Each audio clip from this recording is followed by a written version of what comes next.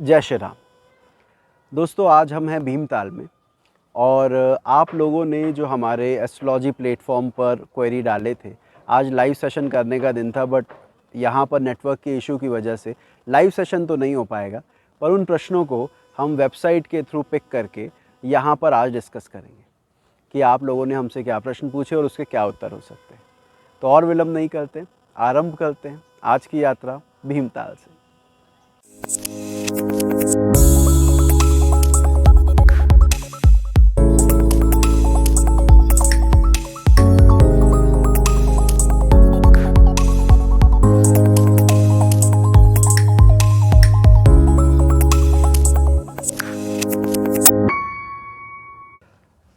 एक प्रश्न आया मोहिनी बर्मन का ही, दृष्टि ऑफ योग कारक एंड अकारक।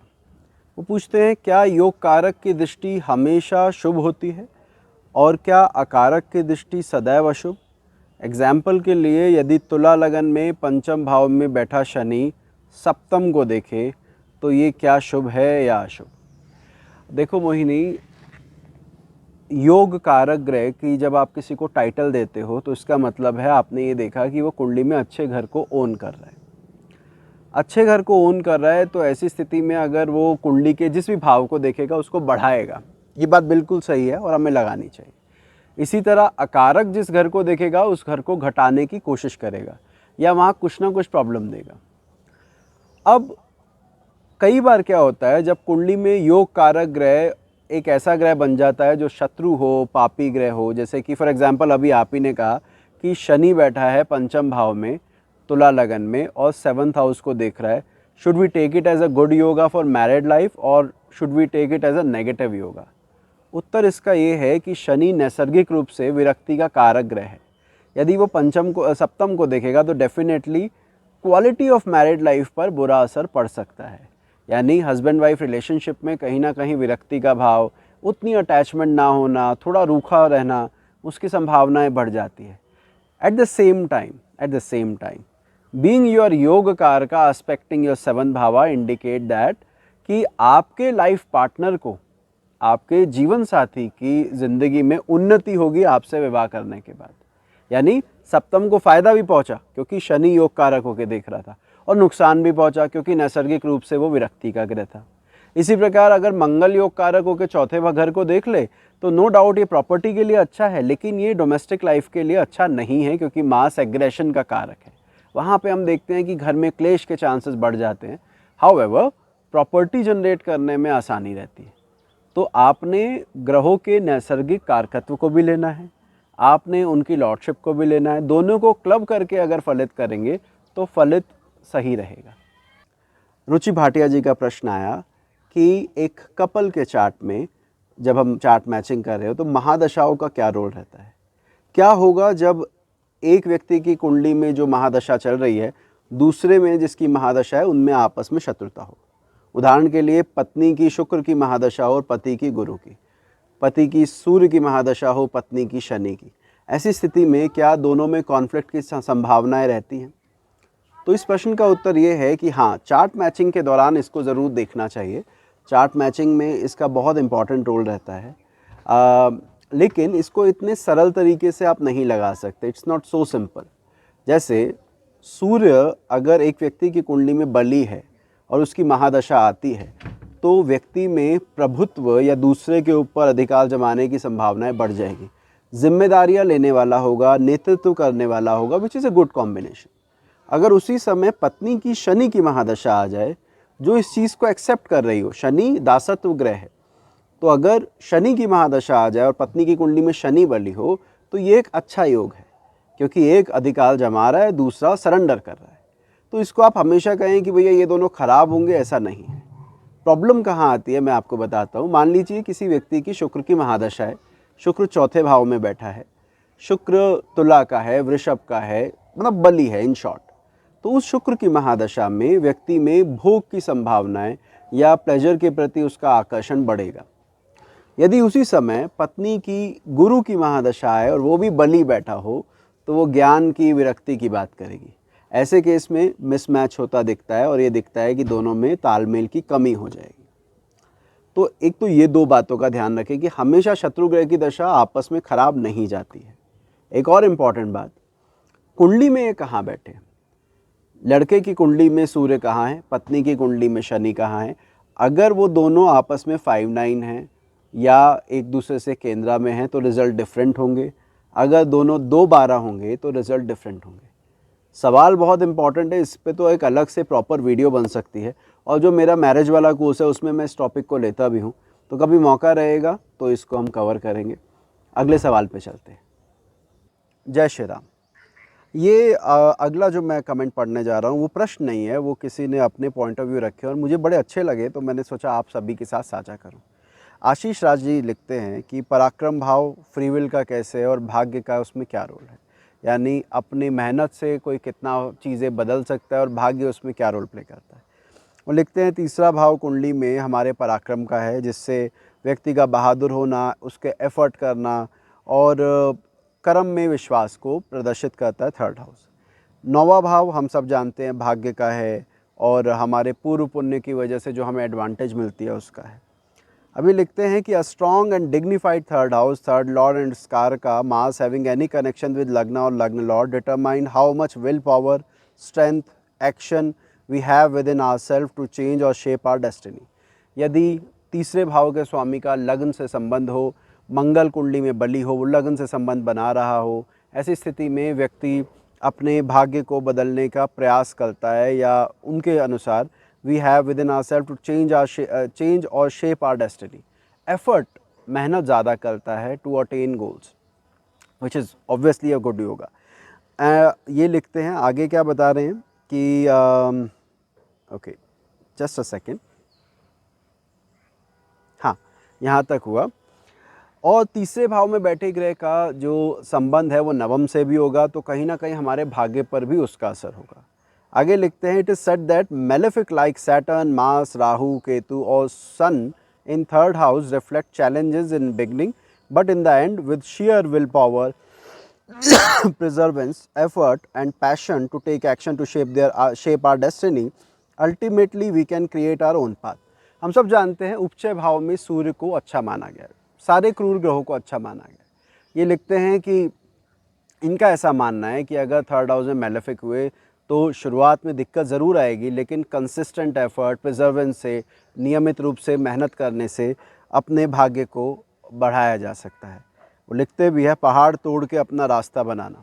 बहुत अच्छा लाइन लिखी है कि अगर तीसरे भाव में क्रूर ग्रह है तो व्यक्ति एफर्ट करके, लगातार एफर्ट करके अपनी जगह क्रिएट करता है। Benefic like Moon, Venus, Jupiter और Mercury in third house reflect softness in our action, effort and power and how easily we surrender to our भाग्य। जैसे नदी जिस रास्ते बहती है उस रास्ते बह गए। तीसरे भाव में सौम्य ग्रह होना निश्चित रूप से ही व्यक्ति को ये तो नहीं कहेंगे सरेंडर करने को मजबूर करता है, लेकिन हाँ वो मॉडिफाई कर पाता है अपने आप को, सिचुएशन के अकॉर्डिंग अपने आप को चेंज कर पाता है। थर्ड हाउस में मेलेफिक प्लैनेट होना रिजिडिटी को दिखाता है कि ऐसा मेरे साथ क्यों हुआ, मैं उसके खिलाफ लड़ूं, उसके खिलाफ एक्शन लूं और अपने लिए जगह बनाऊं। वहीं बच के निकलने का रास्ता देता है तीसरे भाव में बैठा शुभ ग्रह। तो वो एक चीज़ है, और इसको उन्होंने इस तरह से रखा कि जैसे नदी जिस रास्ते बहती है वही रास्ता बन गए या वही बह जाते हैं, उसी प्रकार तीसरे भाव में बैठे सौम्य ग्रह इसको इंडिकेट करते हैं। अब वो कहते हैं if we apply concept of भावात भावम, third house from third house in fifth, just a second, third house from third house is fifth house. तीसरे से तीसरा भाव पंचम भाव होता है। Fifth house if popularly known as house of education, learning from experience, I would like to say learning from experience is best education. So fifth house can also be considered as Shubha Parakrama Bhava. But malefic in fifth house will reflect how hard it is for you to learn from your experience and be adamant and keep repeating your mistake. इनका ये मानना है कि पंचम भाव तीसरे से तीसरा होने की वजह से भी पराक्रम भाव है, परंतु वहाँ पे तो शुभ ग्रह अच्छे माने गए हैं, क्रूर ग्रह खराब माने गए हैं। तो वो लिखते हैं क्रूर ग्रह इसलिए खराब माने गए हैं कि आप अपनी पुरानी गलतियों से भी नहीं सीखते हैं। बहुत इंटरेस्टिंग पॉइंट है, इसको आप अपनी कुंडली पे लगाना। उनका ये मानना है कि पंचम भाव में यदि क्रूर ग्रह है तो व्यक्ति अपनी पिछली की गई भूलों से भी सबक नहीं लेता है और फिर वही दोहराता है। और वहीं तीसरे भाव में बैठा क्रूर ग्रह अपनी गलतियों को सुधारने के लिए प्रयास करता है। मैं इनकी इस बात से तो सहमत हूँ कि पंचम भाव हमारे पराक्रम को बढ़ाता है। अगर आपके पास बुद्धि है, चातुर्यता है, तो आप किसी से भी बात करने से नहीं डरते, बिकॉज़ यू नो कि मैं बातों से, अपनी विद्या से, अपने आर्ट से दूसरे को प्रभावित कर दूंगा। वहीं अगर मेरा पंचम कमज़ोर है, पीड़ित है, तो खाली शारीरिक पराक्रम और बेसमझी, बेसिर पैर की लड़ाई करने के योग को बढ़ाता है। तो जब भी कभी आप तीसरे से पराक्रम देखें, पंचम को ज़रूर चेक करना चाहिए कि क्या हमारी बुद्धि हमारे पराक्रम को सपोर्ट कर रही है। शायद इसीलिए ये भाव तीसरे से तीसरा है। एनीवे, उनके पॉइंट को पढ़ते हैं, अभी पूरा नहीं हुआ, उन्होंने आगे भी कुछ लिखा था। आगे वो लिखते हैं, so example third house, I can and I will swim across this river every day. कह रहे हैं अगर तीसरा भाव बली है तो व्यक्ति के मन में उदाहरण के लिए कह रहे हैं ऐसा आएगा कि भैया मैं रोज़ नदी तैर कर दूसरी तरफ जा सकता हूँ। पंचम भाव भी अगर बली हो, if I can make a raft and plan according to it, I can cross the river easily without getting tired. यानी वो जो आपने पराक्रम दिखाया, पराक्रम के साथ बुद्धि लगाई, तो उसको सपोर्ट मिलेगा, आप वो काम करने में और अच्छी तरह काम कर पाएंगे। So to some extent we can say third house, third lord, fifth house, fifth lord and its karaka are tool given in our hand by Paramatma to shape our bhagya by ourselves। तो वो कहते हैं कि उनको ये लगता है तीसरा भाव और पंचम भाव ऐसे भाव है जिसके द्वारा हम अपने भाग्य को बदल सकते हैं अगर हम प्रयास करें तो। मैं इनकी, आशीष जी की इस बात से पूरी तरह सहमत हूँ। जिसकी कुंडली में तीसरा और पांचवा अगर बली होता है वो सेल्फ मेड होता है, अपनी मेहनत से बनता है, इसमें कोई दो राय नहीं। और वैसे ही जैसा अभी बताया, तीसरे में पापी ग्रह, पंचम में शुभ ग्रह यदि आपके हैं तो आप में वो काबिलियत है कि आप अपनी जगह खुद बना सकें। जहाँ तक डेस्टिनी को शेप देने वाली बात है, तो एक बात समझिएगा कि तीसरे में पापी ग्रह और पंचम में शुभ ग्रह भी आप लेकर पैदा हुए तभी ये चीज़ बन पाएगी। मेरा कहने का मतलब ये है कि हाँ, डेस्टिनी आप क्रिएट कर सकते हो, बट उस लिमिट के अंदर जितना परमात्मा ने आपको कुंडली दिया उसके अनुसार। तो बात बिल्कुल वो सही कह रहे हैं। और बहुत अच्छा लगा आशीष जी, इसी तरह से और पोस्ट आप अपने एस्ट्रोलाइज सूत्रा के फोरम पर डालते रहिए। यदि पसंद आया और कोई भी अगर डालना चाहे तो ज़रूर वहाँ पे पोस्ट कीजिएगा। मेरा प्रयास रहेगा सभी के साथ उस चीज़ को साझा कर सकूँ। फेस पर प्रश्न जो आज हमारे पास आया वो आया वीना नागौरी जी का। वो बोलती है 11th Lord will behave like लाभ स्थान और लाइक बादकेश। कहते हैं कि मेष लगन की कुंडली में यदि गुरु शनि दोनों साथ बैठे हों दूसरे भाव में और उनकी दशा भुक्ति आए, तो क्या हम इसे शनि को बाधक लें क्योंकि वो 11वें का स्वामी है, या उसको लाभ स्थान मानते हुए इसको शुभ माने और धर्म कर्म अधिपति योग माने। देखिए वीना जी, पहली बात तो ये समझिएगा, बाधक अधिपति का प्रभाव तब ज़्यादा रहता जब वो आपके लगन में होता, यानी नीच का शनि लगन में होता। अब यदि दूसरे भाव में आपका शनि बैठा है जो कि 11वें का स्वामी है, वहाँ से वो 11वें भाव को देख भी रहा है, तो ये बहुत अच्छा कॉम्बिनेशन है पैसे के लिए, फाइनेंस के लिए। इसमें एक और अच्छी बात जो आपने जोड़ दी वो ये जोड़ दी कि भाग्य का स्वामी मेष लगन में गुरु होता है। आपने कहा वो भी दूसरे भाव में उसके साथ बैठा है। इस स्थिति में अगर आप इस चार्ट को थोड़ा विजुअलाइज करें, सभी दर्शकों को कहूँगा एक बार कुंडली बना लीजिए या दिमाग में सोचिएगा, मेष लगन में भाग्य का स्वामी गुरु यहाँ पर 9th एस्पेक्ट से 10th हाउस को देख रहा है, 10th लॉर्ड के साथ बैठा है, वही 10th लॉर्ड 11वें का भी स्वामी है। अब ये कह रही हैं उसका दशा भुक्ति चल रहा है तो क्या होगा। देखो रीना, दशा भुक्ति का परिणाम अलग होते हैं, योग के परिणाम अलग। ऐसी स्थिति में मैं जो देख रहा हूँ उसके हिसाब से ये कहूँगा कि ये योग बहुत अच्छा है, ओवरऑल फाइनेंस के लिए अच्छा, आपको लाइफ में ग्रोथ दिखती है, आपकी वाणी पर बड़ा अच्छा प्रभाव आ रहा है, आध्यात्मिक बातें करेंगे, विरक्ति की बातें करेंगे। पर गुरु में शनि कैसा जाएगा ये बहुत सारे और फैक्टर्स पे भी डिपेंड करता है। जैसे अगर वो अश्विनी नक्षत्र में, अगर वो कृतिका नक्षत्र में बैठा है तो सूर्य को देखना पड़ेगा, सूर्य बली है तो ये दशा अच्छी जाएगी। ऐसे इसके साथ और फैक्टर भी जुड़ते हैं, पर हाँ ये योग अच्छा है, इसको बादकेश की तरह बिल्कुल ना लें। ये प्रश्न नहीं है, एक ने कमेंट किया है, भृतहरि पराशर जी हमारे बहुत पुराने और बहुत ही खास व्यूवर हैं। क्या लिखते हैं कि मिथुन लगन और कुंभ राशि है सर, लग्नेश और राशिश दोनों ही अस्त चल रहे हैं गोचर में। ये उन्होंने 27 जनवरी को भेजा था, खैर तो दोनों ही गोचर में अस्त चल रहे हैं, कुंडली में अस्त नहीं है ये भी लिख रहे हैं। ऊपर से बुध की महादशा भी चल रही है, काफ़ी टेंस महसूस कर रहा हूँ, बुखार भी हो गया है, कुछ उपाय बताएं। देखिए अब तक तो वो ठीक हो गए होंगे और एकदम परफेक्ट हो गए होंगे, जनवरी की बात है, हम जून में बात कर रहे हैं। लेकिन इनका ये जो विषय इन्होंने रखा, ये बहुत ही इम्पॉर्टेंट है और बहुत ही समझदारी से रखा। इन्होंने कहा कि भाई मेरी कुंडली में तो अस्त नहीं है, लेकिन आजकल अस्त चल रहे हैं, तो इसका असर मुझे फ़िलहाल देखने को मिल रहा है। देखो कुंडली में भी अगर अस्त होता, जो ये कुंडली आई, इन्होंने कहा कि मेरे लग्नेश और चंद्र आशीष दोनों फ़िलहाल अस्त हैं, कुंडली में नहीं है। अगर कुंडली में किसी जातक के अस्त हो और उसके बाद आज अस्त हो जाएं, तो वो गंभीर परिणाम देते हैं, वो गंभीर परिणाम देते हैं। और अगर वो उसी राशि में अस्त हो जाए जिस राशि में कुंडली में अस्त हुए थे, तो और ज़्यादा परेशानी होती है। आपने सुना होगा, कई सारी मूवीज़ भी देखोगे आप जो हॉलीवुड की है, जिसमें कहते हैं जैसे थॉर या एवेंजर्स सीरीज़ की वो मूवी थी, जिसमें बताते हैं जब सारे ग्रह दोबारा से एक साथ अलाइन हो जाएंगे तो दुनिया में क़यामत आ जाएगी वगैरह वगैरह। और एक मूवी में नहीं, कई में दिखाया गया। उसी प्रकार आपकी कुंडली में जैसे ग्रह थे, जब वैसे ही ग्रह दोबारा से उस स्थिति में आते हैं तो डेफिनेटली वो इम्पैक्ट डालते हैं। अगर वो अच्छे आ रहे हैं तो अच्छा डालेंगे कि कुंडली में कोई राजयोग था, आज दोबारा 30 साल बाद वही राजयोग आपका बन गया है, तो आज आपको असर देखने को मिलेगा। और अगर कोई बुरा योग था, दुर्योग था, तो उस दुर्योग का भी प्रभाव रहेगा। तो इसका मतलब ये हुआ कि पहले कुंडली में योग हो, और अगर वो गोचर में भी बन जाए तो दिक्कत बहुत बढ़ जाती है। कुंडली में नहीं हो, गोचर में बने, कुछ समय तक परेशानी दे सकता है, वो भी तब जब जिस गोचर की, हम जिस ग्रह के गोचर की बात करें, उसकी दशा या अंतर्दशा चल रही हो। और अगर ये दोनों नहीं है तो भैया अस्त हो नहीं हो, कोई ख़ास फ़र्क आपको नहीं पता लगेगा। इसीलिए जो रोज़ के राशिफल आप देखते हैं, वो अधिकतर टाइम, आप चाहे माने या ना माने, अधिकतर समय वो विफल ही जाते हैं। क्यों? क्योंकि आप केवल आज क्या ग्रह की स्थिति है मीन राशि के लिए वो बता रहे हैं, लेकिन आपको ये नहीं पता कि उस जातक की स्वयं की कुंडली में क्या योग थे और फिलहाल वो किस दशा से गुजर रहा है।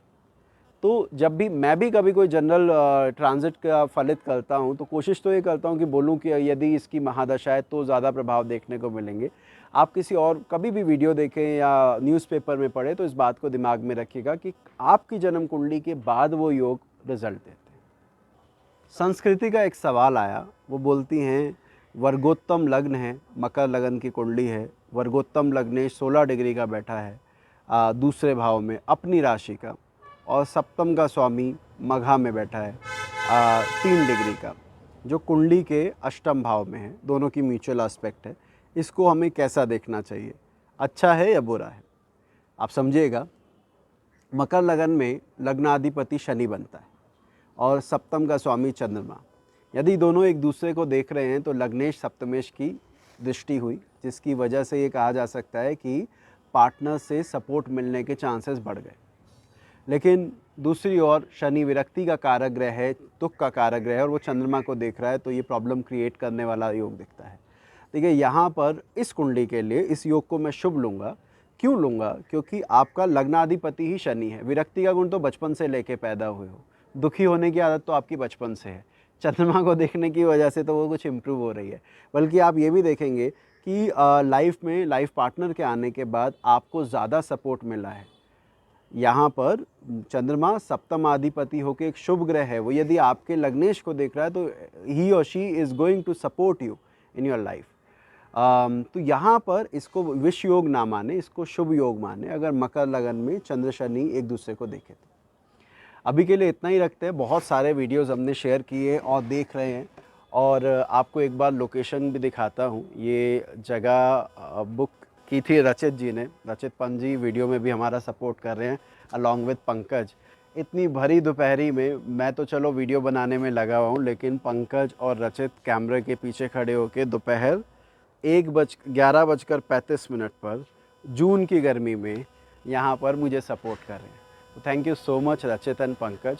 व्यूअर्स का भी धन्यवाद, आप लोगों ने मुझे इस वीडियो को देखा, और आई होप आपका ज्ञानवर्धन हुआ हो। यदि हुआ है तो लाइक करना मत भूलिएगा। ज्योतिष संबंधित अधिक जानकारी के लिए आप इस चैनल को सब्सक्राइब कर सकते हैं अगर आप नए हैं तो। मिलते हैं अगली बार किसी और विषय के साथ। जय श्री राम। चंद्र शनि का विष योग किस प्रकार जीवन में विष घोल सकता है और उसके क्या क्या फायदे हैं, इस बारे में यदि जानकारी चाहते हैं तो ऊपर दिए गए इस वीडियो पर क्लिक कर सकते हैं, और हमारी लेटेस्ट वीडियो के लिए आप नीचे क्लिक कर सकते हैं।